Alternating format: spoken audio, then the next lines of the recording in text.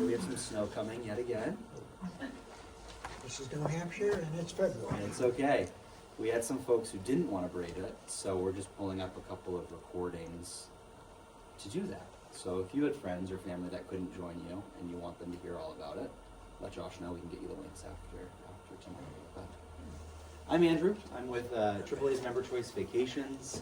You might better know us as Collect Tours, that we are ultimately operated by. And Josh can introduce himself here in a moment, but he's picked the opportunity to travel as a group over to Tuscany, the Italian Riviera, and the Lake Maggiore region of Italy later this year, and that's what we're going to chat about. So before I get into it, Josh. Oh, hi. I know I met most of you. I'm Josh. I've been working here for about 3 years. Super excited about going to Italy with this group. Hoping to get some of you guys hooked if if you're not already interested. And if you do know someone that's interested, definitely, like he said, we'll have information and videos to send out. But otherwise, he's the star. He's going to tell you everything you need to know, and we'll both answer questions at the end. Okay. Thanks, you guys, for coming out. Thank you. Thank you. I'm always curious when I'm talking about Italy, how many people have been to Italy before? Only 2, 3 hands. Okay.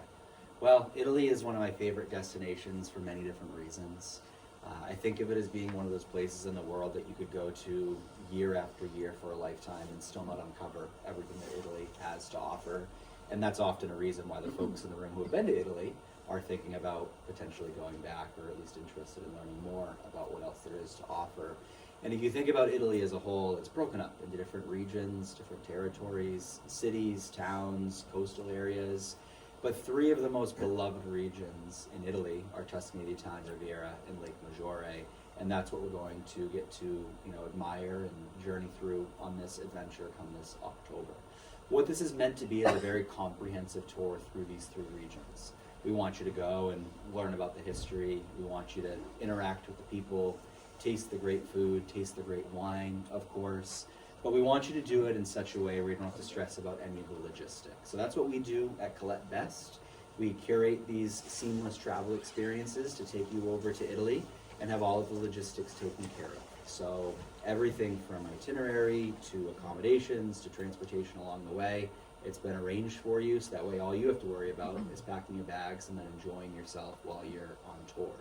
You will have a tour manager with you every step of the way once you get to Italy.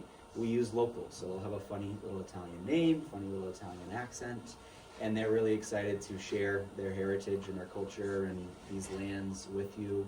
They're truly experts in what they are discussing, and they create that beautiful narrative over your course of 8-9 days with one another.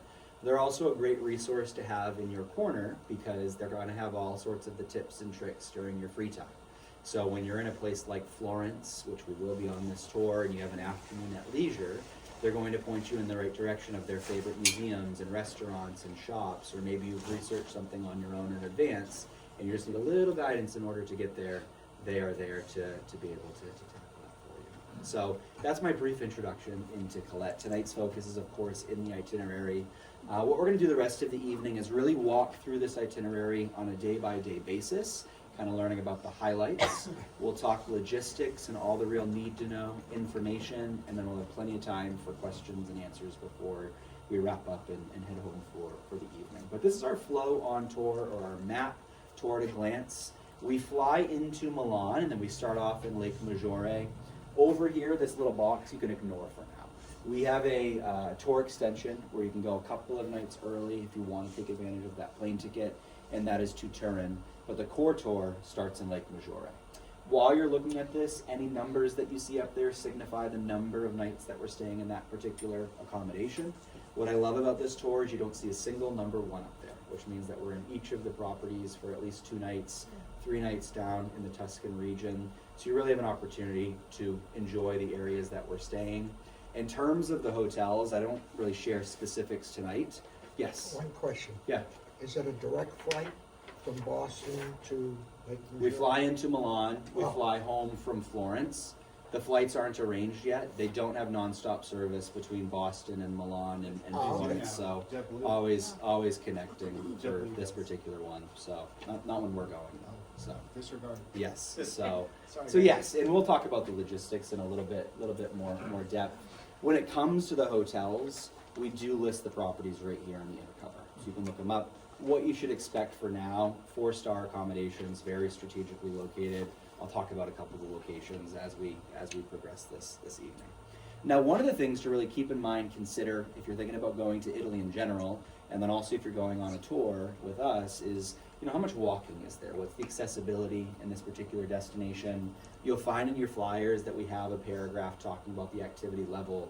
But to summarize it, when we're going out and we're doing a walking tour of Florence or Cinque Terre with one another, those tours are usually up to about 2.5 hours at a time. So I want to make sure that you're confident, comfortable, standing, walking on your own for that amount of time. Is that one way or? Just total, Oh, right? total. Yeah, I mean total, like within one kind of tour. And then over the course of the day, you might cover 4 miles, give or take, as a cumulative group. That's not starting off and not stopping 4 miles straight. It's a little bit here, a little bit there, and it builds throughout the course of the day. And then you have your free time where you decide for yourself if I'm ramping that up or if I'm slowing it down. The one thing to really keep in mind with Italy in general is that these are some of the oldest cradles of civilization in Europe. So cobblestone streets are ever prevalent. Cinque Terre, we'll see in a few moments. It's a stunning location, but it's literally built into the cliff sides of Italy. So there's elevation, there's stairs, you have to be prepared for that. Thankfully, it's very casual on tour, so it's all about being practical, comfortable. Good walking shoes are really what you want to have in mind for this. And we are traveling in kind of the early second week of October on this one. In terms of the climate, you're going to see it start to shift because you are in the lakes region, and then you work your way down to the coast, and then you come your way back inland. That time of year, they do start to see some foliage in certain parts of Italy, but it tends to be a little bit warmer than what we have here in New England. But as we all know with the weather in New England, one day it's 80 and then one day it's 50. So definitely packed for a couple of different seasons. You very well may have days where you're wearing a fleece in the morning, and then by the afternoon you're just wearing a long sleeve or a blouse or even a t-shirt at times. But we shouldn't need the heavy coats that we have out right now. So that's all great. If you have any questions, concerns on this, we can talk more before we wrap up this evening. But going over to Italy, so it is an overnight flight. No way to avoid that. It is worth it though, because you're going to arrive in one of those most magical destinations in the world. When you head up to Lake Maggiore, you're going to notice the tranquil beauty the Lake District has to offer, and it's going to be our home for the next 2 nights. If you're looking for some literature to check out before you fly over, Ernest Hemingway's A Farewell to Arms. That's a great one to check out and read before you go over, because he used this region of Italy, the Lakes region, stresses specifically as the backdrop and a form of inspiration for that novel. So it's our travel day. We get picked up in Milan. We transfer up to Lake Maggiore. Depending on traffic, expect probably about a 90-minute transfer, give or take, and then you'll get checked into your hotel. That arrival day, we purposely don't jam-pack it with activities because people are coming in from all over. You've just tried to sleep on a plane. Many people don't sleep on a plane, so you're not good for much. So enjoy, go on a nice little stroll along the waterfront, grab a bite to eat. The property that we're staying at has some amenities, so if you're feeling a little bit winded and you just want to kind of ease your way into it, you'll have that opportunity. But the real first organized activity that we're going to do is going to be that first evening. And this is when you're going to meet all of the rest of the group travelers. You're going to meet your tour manager. When it comes to the group size, you'll have your core group coming from here in Manchester. And then when you get to that first hotel, that's when you meet the rest of the travelers. This particular program usually averages about 37, 38 people on tour, and we never take more than 44, so that's what you should expect. But this welcome dinner is really fabulous because we actually get onto a boat, we go out to the middle of the lake, and we visit this little island known as the Isola dei Pescatori. And it's this very small fishing village in the middle of the lake. So it's amazing views that you get, different perspectives of the coastlines, and that's where we have a nice meal. We are in Italy, so think pasta, think pizza, think great wine. Those are what we're going to be indulging in for the next several nights as we tour through this region. So we'll raise our glasses, we'll get excited for the days to come. After dinner, we'll head back to the mainland, we'll get back to our hotel. You'll absolutely be ready to catch up on some long-awaited rest and some sleep. And the next day is when we get to wake up and really start to do some exploration as a group with one another. I have one question. Yeah. How long is the overnight flight? The overnight flight depends where you're flying through. Well, I think it's Boston. But we don't know if you're going through Paris, we don't know if you're going through Amsterdam or Germany. Those are all arrangements that our team's going to work out and we'll communicate through Josh. But on average, it's like 8-9 hours to go to Italy most of the time. Yep. So that's what you should expect when it comes to it. The next morning, we'll wake up, we'll kick our day off with breakfast, which we do every morning to start our day. And then we are once again going to get back on the lake. This time we're going to travel out to an island known as Isola Bella, which means, or it's known as being the beautiful island. And over the course of the morning, we're going to have a local expert that joins you, and they introduce you to what is called the Borromeo Palace. Really beautiful palace, very enchanting gardens that you get to see while you're here. It was built back in the 16th century. It was actually a gift from King Charles III, I believe, and he gifted it to his wife, Isabel. So a pretty fabulous gift, I would say.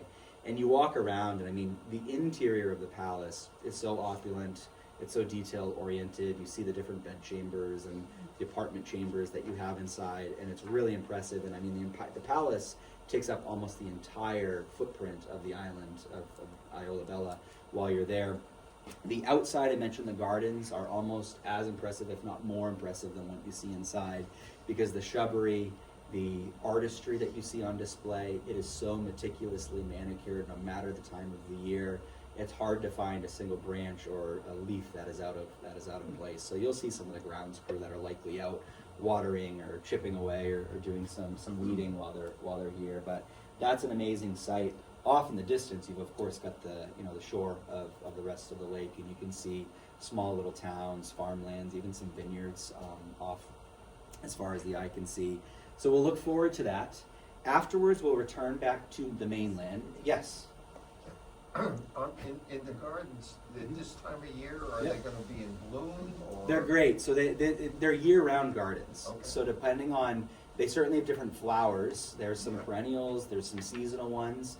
But yes, there is absolutely beautiful, beautiful sights to see. The shrubbery is like the thing, I mean, that's there all the time. But the shrubbery in particular is what people really are enamored with when they're traveling to this particular region. So, good question. After we get back to the mainland, we're going to spend some time in Stresa. And Stresa is probably one of the more happening, large towns that you have in this lakes region of Italy. It's been long favored by the aristocrats throughout Europe for many, many years. You've got mansions that are out there. You've got gardens. You've got charming views. One of those places, like Ernest Hemingway, it's inspired so many artists and writers going back to the late 1800s and people that were here during the World Wars even. And so we'll take you to Stresa. We'll get you oriented. We're going to leave you with a little bit of time to walk around. So you can go into the boutiques. You can go into the shops. You can go into a cafe. When we get back to where our hotel is that evening, we want you to have an evening at leisure to go and have a nice meal with one another. Where we're staying, there's a beautiful little promenade there, so you can go walk the promenade, take in a sunset over the lake, sip espresso if you would like to. And then when it comes to eating in Italy, it's not hard to find good food, which is fantastic. You'll find that the locals, especially here, they get together for like an aperitif or an aperitivo every day, usually around 5-ish. Usually sitting outside on the lake in a piazza or a square of the city, order an Aperol Spritz. You'll find in Italy, anytime you sit down for a drink, they bring you some food. So cured meats, cheeses, potato chips, mixed nuts, things like that. Then you can find some great restaurants which the tour manager will recommend for you. In Italy, they do a lot of different courses. So you'll find it's kind of smaller portions, but you order more of them. And it's meant to be, dining in Italy is meant to be more than just like putting food in your stomach. It is definitely like a familial or a friendship connection. And so the meals tend to take a while. And so take your time, enjoy it, order the wine if you would like to, gelato every night for dinner, of course, limoncello to cap it off if you want to do that. Some cannolis, of course, are a great way to feel right at home. And that'll be our last night that we have in the Lakes District. Our next day, we're going to start working our way down towards the Riviera of Italy. Before we go through there, or before we arrive there, we're going to travel through northern Italy. We're going to make some stops along the way to break it up. One of those stops is going to be in Parma. And when you think Parma, that's where you think prosciutto. That's where you think Parmigiano. And we're going to learn a little bit about that history while we're here. You'll have some opportunities to taste some of that for yourself while you're in town.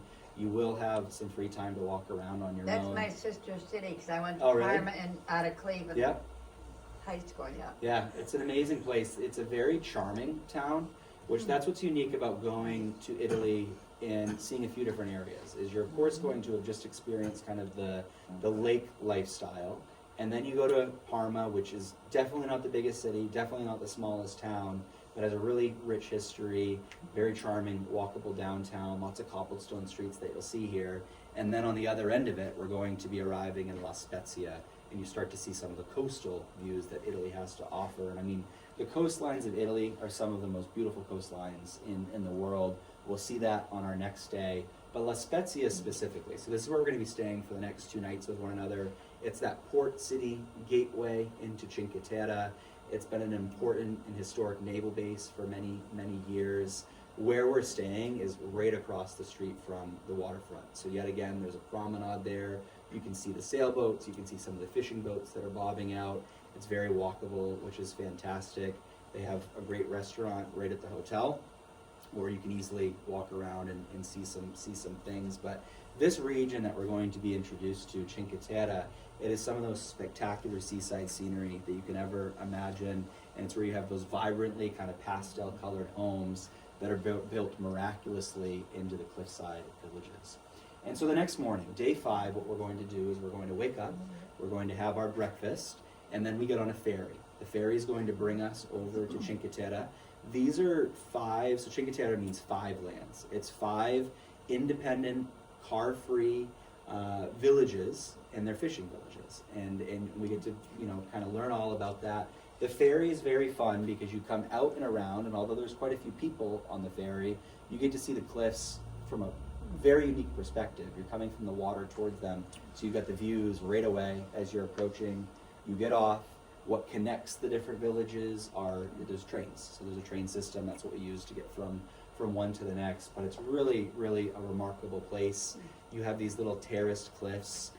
Oftentimes you'll walk by and there's like a little garden on someone's rooftop, and there's lemon there, some other vegetable or fruit that they're growing in their gardens.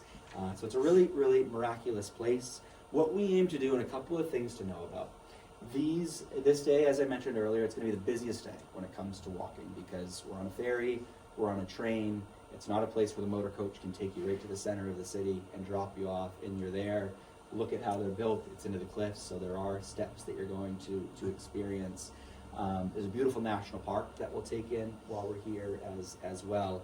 But it's also, the other thing that you should know is it's very, very busy. This is one of the most sought after tourist destinations in the world. Their busiest time of year is late May through early September. So you are going in what they would call their shoulder season, meaning the crowds are starting to dissipate, but absolutely still anticipate there to be crowds. Because of that, we don't rush our way through and go to all 5 villages. They do have a lot of similarities as you go from one to the next, so we aim to do 2 in depth, and if it's not as busy on the days that we go, sometimes we do squeeze in a 3rd one, but traditionally it's 2. Which 2? What we do is our tour manager, they figure it out, because the way that the ferries work, a lot of these villages are in like little coves or alcoves. They all have their own story. They all have their own story, and so it's a little bit of a surprise, which is fun, because sometimes there's tides and it makes it really difficult to get into one. We also we monitor the crowds, so we have local vendors that are constantly giving us updates. So it does depend on the days on the days of the week, but Can I assume they have fishing charters also? in this region, yeah, that's not something that we're going to really have time Well, for. we have free time, right? Not long enough to get on a charter and go out off For a couple hours? to sea. No. Mhm. I mean, if you wanted to like skip all of the day's activities and Yeah. go and do something like that, perhaps.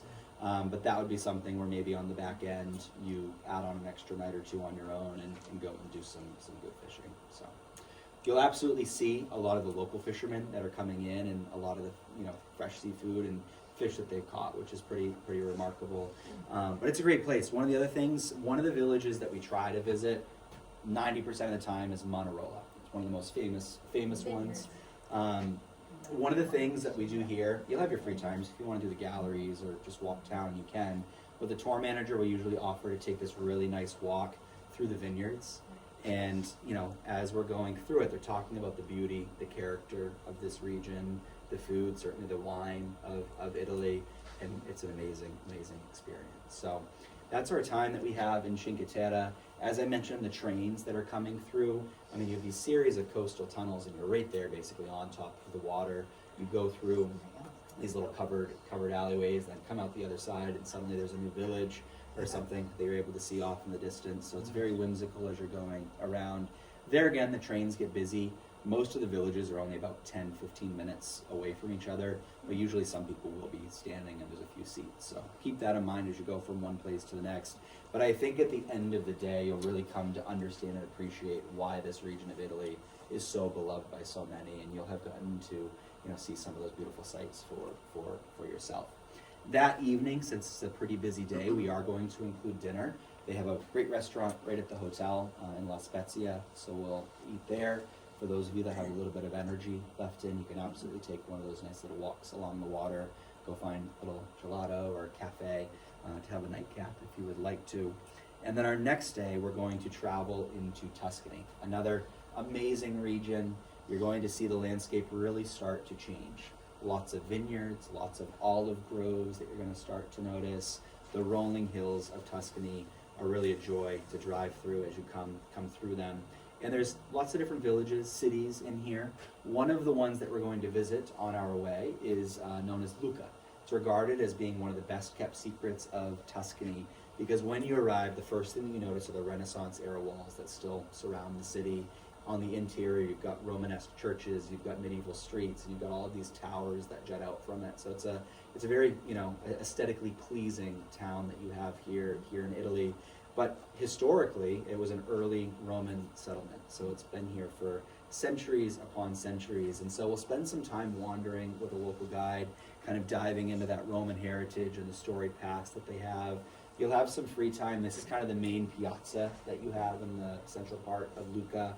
It's a nice hidden gem for a lot of travelers because it's a great place just to sit and relax. So many travelers end up sitting at one of these tables, getting a cup of coffee or an espresso, and just people watching. Many travelers will go walk kind of the outer perimeter of the town walls, and you get to see the more off the beaten path areas and the busy parts of Lucca. So we'll enjoy that. I mentioned the drive through Tuscany is particularly beautiful. These are some of the views that we get to take in, and I mean, you see these little roads that are coming up and over, and there's not much to them. So enjoy the drive. Where we're going to be staying for the next 3 nights is a beautiful, beautiful Tuscan estate. And it's walkable. There's a little village there, so you can come back and forth, and there's restaurants and areas to explore. But this is a video taken by one of our tour managers in the courtyard of the property, just to give you a little sense of where you'll be.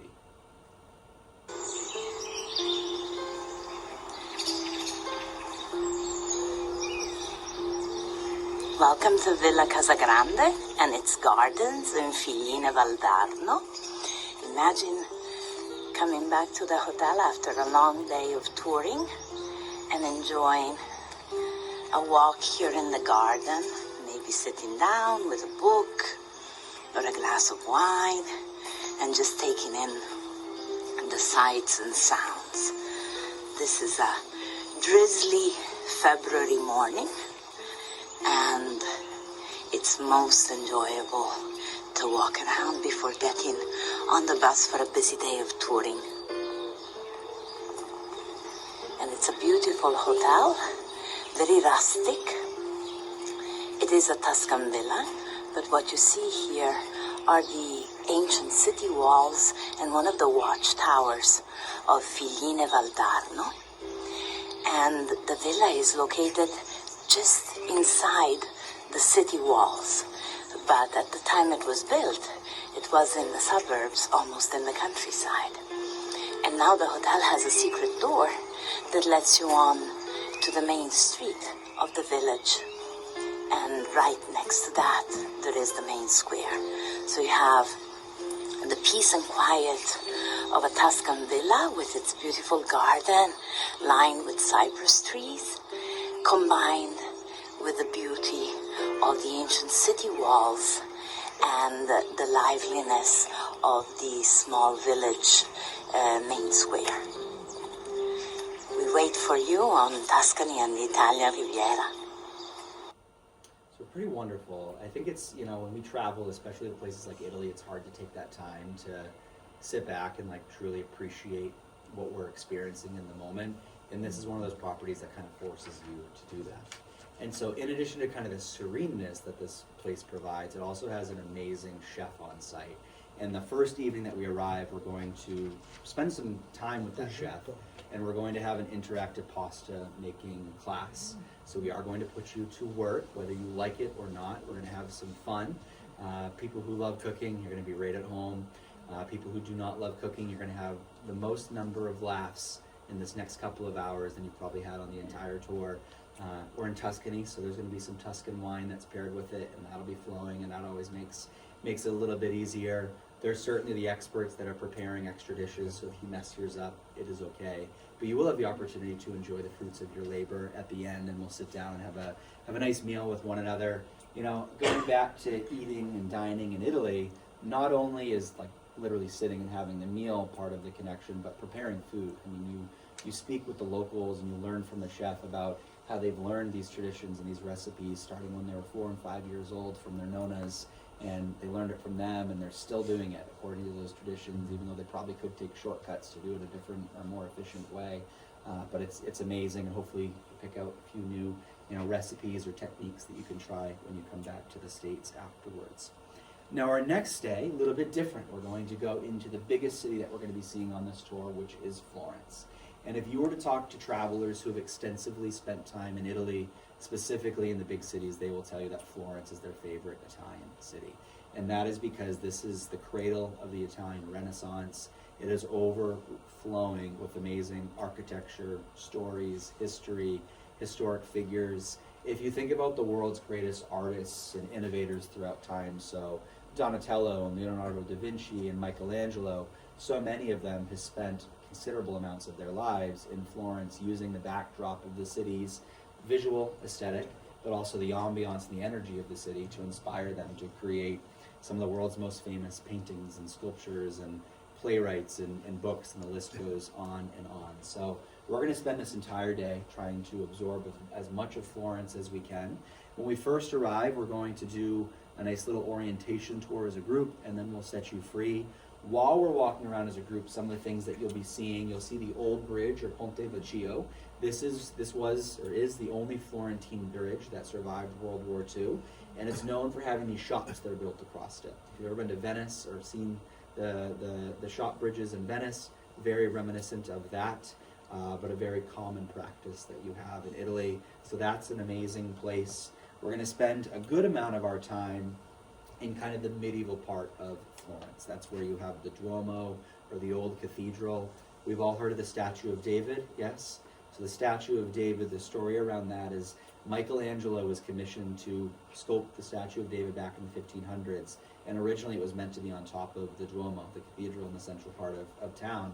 And when it was completed, everyone agreed it was far too magnificent and incredible to put at the top of a church and, you know, for the wear and tear, and it's remained down at eye level ever since. Today, that sits in the Academy Gallery, one of the most famous museums in Florence. So that's something that some travelers will go and do during their free afternoon.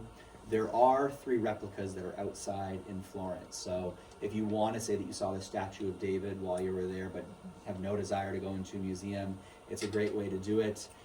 Piazza della Signoria is a great place to see an open-air sculpture museum. It's really a piazza here in Florence that encapsulates a lot of the, you know, passion and politics and the art that the city is so proud of. Another square that we visit is the Santa Croce Square, and it's the burial place of many well-known Italians. So think about like Galileo and Michelangelo, for example. But what it houses is the largest Franciscan church in the world, and you go inside and there's stunning art that's on display. So those are a few of the sites that we'll be seeing on our walking orientation tour. Then afterwards, we're going to delight in some free time. So you'll have some time at leisure. Tour manager will have suggestions for you. For those of you who like to do research before you travel, a great opportunity to go and do just that. You know, I mean, Florence, there's so much to be said. If you want to go shopping, you can get your Italian leather. You can find, you know, Louis Vuitton and Prada and Gucci and all the high, you know, the high fashion stores if you would like to. There's amazing food here. There's wine cellars if you're into the wine of this region. And then, as I mentioned before, there are historic museums. The two most famous ones, the Academy Gallery, that's where you'll find Statue of David, and also the Uffizi. Those ones, we recommend advanced reservations. As the day starts to approach, the tour manager will talk a little bit about that. If you don't care about going into the busiest museums, there's some amazing small little galleries that you can walk right into as well, and the tour manager will have all sorts of suggestions. So really soak up every moment in Florence. After we leave there, we'll get back to our villa where we're staying. We have that evening at leisure, so many people will eat in Florence before we head back to town and have a little bit of an earlier dinner, or you can soak up and, you know, go around and see as much as you can in Florence, knowing that when you get back to the villa later, you're steps away from other restaurants in that town. So that evening we will enjoy. Our next day, day 8, this is going to be our last full day in Italy, believe it or not, and so we're going to get away from the pace that the city offers and trade it in for just the serenity and the beauty of the rolling hills of Tuscany. And so as we travel through the low-lying hills, we're going to start to see a lot of the olive groves that come out, and we're going to visit a traditional olive mill, or a frontolio is how they pronounce it in Italian. And this is where olives are pressed every year. When you're going is right before the pressing period starts. So they'll have all of the olives that have been collected, and you go in and we learn about the two sisters that have owned and operated this mill for several years, and we learn about the sustainable practices that they adhere to, the fertilization techniques that they use, and what they're ultimately producing on the back end is amazing olive oil. So olive oil is absolutely a staple to the Mediterranean diet and Italian food, whether you're thinking dipping your bread in it or cooking with it. There's so many different things that you can use. And so we learn about those oil making methods that they have here. We'll taste the different varieties that they have and learn all about those. These are fantastic keepsakes. So if you yourself loves some good olive oil, pick some up. Friends, family, bring it back for them. That's a great little keepsake to purchase while you're there. And then we've talked about wine a few times. So we can't go all the way to Italy and not visit a vineyard. So we will be visiting in the Chianti countryside. This is Cantine Guidi, and they are known for Chianti wine. Chianti wine is a very dry red wine, best paired with food. While you're there, you'll learn about how the traditional way they used to bottle it were in these kind of circular bottles that were enwoven with straw. So that's really, really incredible. But Cantine Guidi, so this has been around almost 100 years at this point. They have a deep respect to nature. You learn about the sustainable practices they have. But the Guidi family, I mean, they farm organically. It's been passed down. I think this is the 4th generation that is now running it. And it's 2 brothers. So Nicola and Giacomo are usually there, usually meet at least one of them, if not both. And they tour us through the estate. We'll, of course, do some sampling while we're there with one another. But what I love about visiting vineyards and regions like this is you go through the process, and by the end, it's like, wow, this is so much more than just a job to them. It is a way of life. It is a passion. They think of it as as an art, type of art at the end of the day. And so we'll taste the flavors. You could pick up a bottle if you would like to. I always pick up a bottle or two and put it in my checked luggage. If you love it enough, you can buy a whole case and they'll ship it back for you, and that's a great way to do it as well. So we'll look forward to our time on the vineyard. From there, we're going to stop in a couple of little villages that are in this region. You're surrounded by the vineyards in every direction, so it's really whimsical as you are driving around. And then we will stop and we will have our farewell dinner. So it's our opportunity to kind of cap off an unforgettable journey with our fellow travelers, and we celebrate the great experiences that we've just shared for the last 8-9 days with one another. So what an amazing journey, huh? We're covering a lot of ground. We start off in the Lakes region, and then we have Cinque Terre, and then of course our time there in Tuscany. It's a lot to think about, a lot to consider. I know we already have some folks that are signed up, and I wish you could leave tomorrow and have something to do, but you'll have something to look forward to for the next several months and get us through the winter and the summer. So before I go into the logistics and the need to know, I mentioned the opportunity to go to Turin. So if you would like to take advantage of that plane ticket, if you are a foodie, if you are a wine connoisseur, then this is kind of built for you. So what will happen is you'll fly over 2 nights early, and we're going to spend some time in Turin and in the Piedmont wine region of Italy.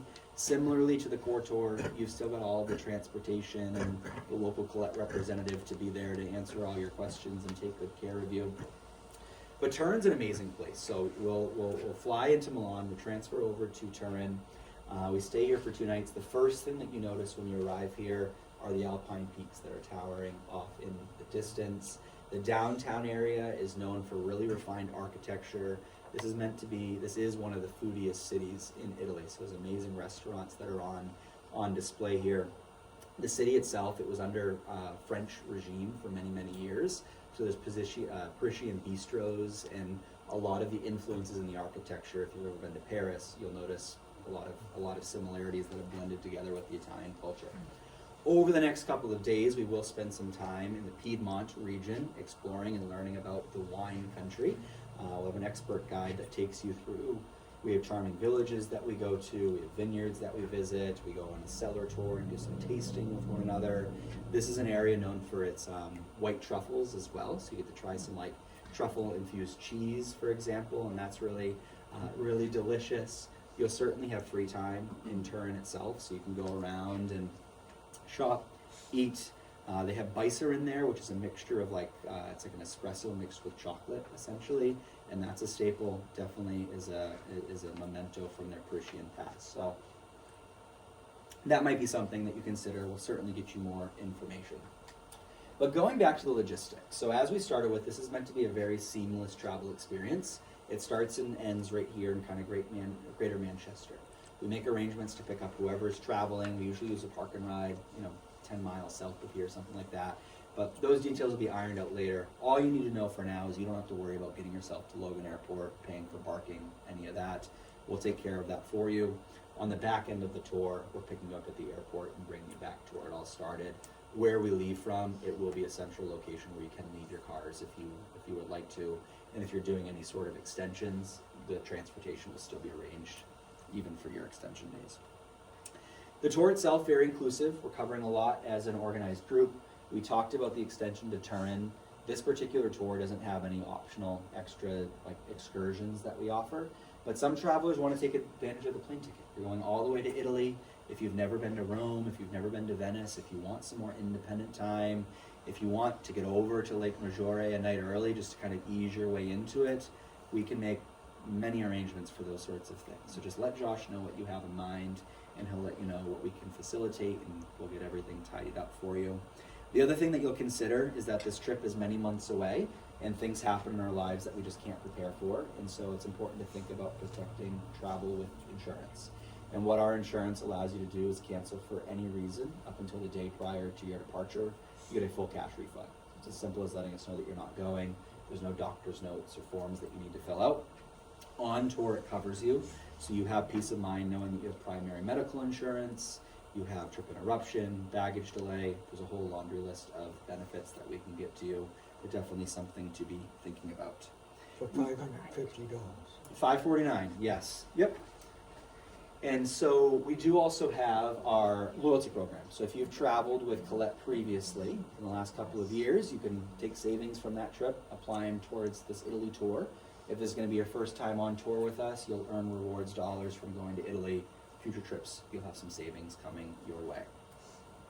Now, important details. Passports are a must. So now is the time to renew yours, get a new passport, whatever you need, now's the time. When you sign up with Josh, we'll want to make sure that we have your name match your passport exactly, and that makes the travel process a lot more seamless. There has been a lot of chatter, talk, news about a new visa for visiting the EU, and it's like the real idea to keep kicking the can down the road. I heard a rumor recently that they're pushing it back again to 2027, although they haven't announced that officially. Last we heard, it was Q4, so sometime the latter part of this year. So it might be required come October, but it might not. Nothing you need to worry about today. If it is something that you do need to obtain, we'll let you know. We'll point you in the right direction. It's going to be an easy visa, though. It's not one that you have to mail away for. It's all online. takes a few moments, costs about $20, and then you're done. So put that on the back burner for today. Now our full landscape here. So our travel dates, if you're not adding on any extra time, we're leaving here the 9th of October, arriving there the 10th, we come home on the 17th. The pricing on the screen and in the flyers. So if you're a double, meaning 2 people sharing a room, you're looking at $4,014 per traveler. Solo travelers who want their own room, own accommodation, you're looking at $49.14 per traveler. What's included in those figures is that hometown pickup from this greater Manchester area, flights from Logan Airport.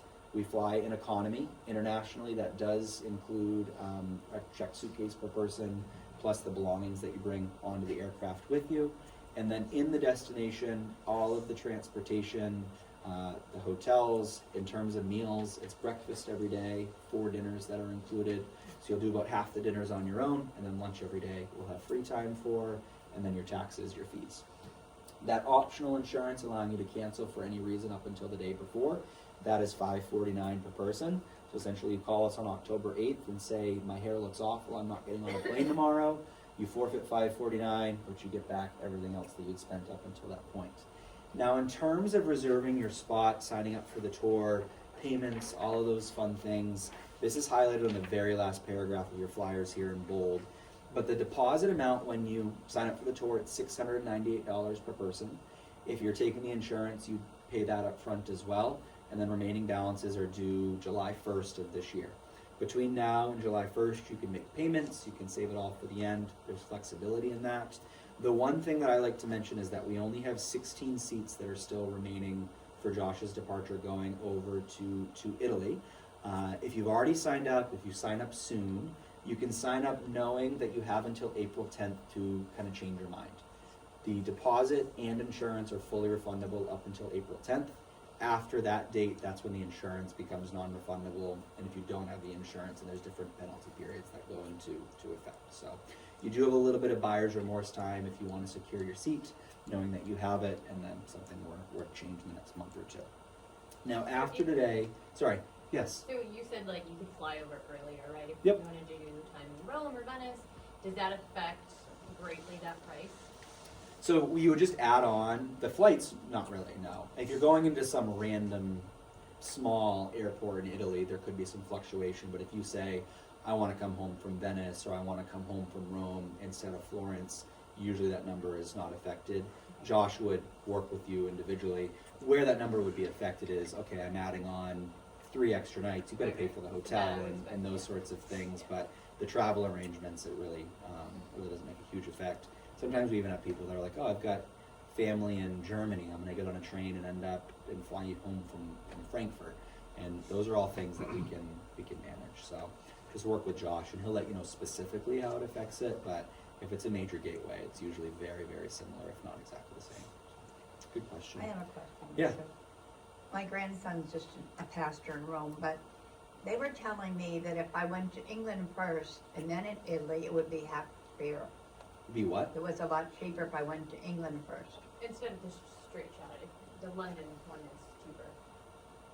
I'm not following. Like if you Just booked your own flight to London? No, a stopover in London makes it a lot cheaper.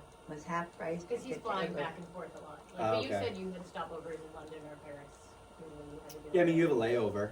What some people do is like they book the cheapest flight that they can find to Europe, and then they book like a Ryanair flight for $39 to go from one European gateway to another. But it's not the most seamless travel experience in the world. We fly the major carriers, so it's the Deltas, the Lufthansas, the Ida Airs of the world. So I'm not exactly sure what he's referencing, but yeah. But after today, so how to learn more, how to sign up, how to get questions answered. Of course, Josh is your go-to. His information's on these flyers. If you have questions, reach out. He's a good resource for you. We do have a group landing page. It's right here in this blue bar. It's on the screen as well. But you can go there, and that's where you can dive a little bit deeper into the tour itself. There's information on the Turin extension, for example. But my favorite section there is those travel tips. So if you're curious about clothing and packing and power adapters and foreign currency, how much to budget for gratuities, all of that is laid out for you.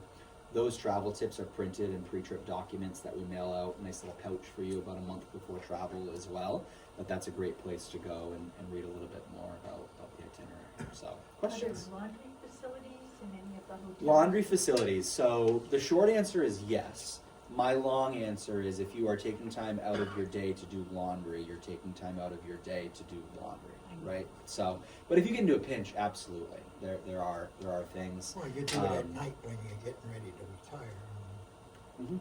Yep. So there is an option. Double check each specific hotel individually because sometimes things, refurbishments happens. Those sorts of yeah. Well, you can just turn everything the other side. And that's the thing. It's very casual, so I wear the same amount of layers. Are you stopping in Milan? Not in Milan on this one. Oh. No, that's a Because great that's shopping fashion city if you go capital, over you know, early. so Yeah. you get new clothes there.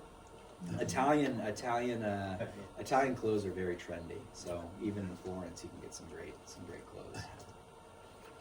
Yes. So, is it all rail, or is it part rail and part? Right. So we use our motor coach predominantly. So picture a motor coach, not a yellow school bus. With Where we restroom or use what's that? Is there a restroom on it or with? Yes, but we're never on it long enough where you really need to use the restroom. We try not to have you on the motor coach for any more than 90 minutes. If it's a day where it's going to be 3 hours or 4 hours, for example, we're breaking it up with those stops and sightseeing at the very least a facility break. But yeah, there are facilities on board. We purposely don't fill the coaches up, so there's also extra seats. So if you're taller, you need to move around, you're suddenly feeling car sick, like those things work out. Really the only areas where we use a different form of transportation is on our Cinque Terre day. So that is entirely by ferry and train on that particular day. When we go into Florence has started to put in a lot of restrictions in terms of like where motor coaches can drop off people and how deep into the city. So depending on the time of year, sometimes on that day we actually hire like shuttles to come and we take you in groups of like 6 or 8, and it allows us to get you like an extra half mile into the city as opposed to making you walk it. But otherwise it's really our motor coach, and you'll have the same tour manager and motor coach driver your entire time while you're in Italy. Yes. Yeah. One other question, so Absolutely. some of the time that we have on our own, we typically go to a spot with the tour guide. Yep. He'd say you've got an hour and a half on your Yep. own or whatever, and then meet back at this particular spot. Yep, that's very common. Or there's certain days where it's like, we go out and we do our touring. Like on that day, for instance, in Lake Maggiore, we go and we do the Borromeo Palace. We go see Stresa. Then we get back to where our hotel is, and it's like mid-afternoon at that point. At that point, it's like you're free to go. Hotel's right here. So, but it is a lot of that. Like Florence, for example, we do our walking tour. He helps, they help you get your bearings a little bit, learn about the history, see the must-see sites that all of us want to see anyways. And then we set you free, usually around 12, 1 o'clock. And museums are this way, great restaurants are that way, shopping's this way. And then we're going to meet here at whatever the time designation is. So, yep. Right. Anything else? Well, good. Well, appreciate everyone's time. If you're interested in the recording, let Josh know. You're in good hands after today. Drive safe tonight, please. And feel free to hang around if you have questions. Yes. Thanks you guys for coming, I appreciate it, and honestly, anyone who's interested, let me know, or what you set up. Yep. And if you have other people interested, we'll have the videos to share. I'll get you the links to share with people. We got you.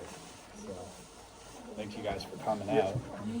Thank you for hosting.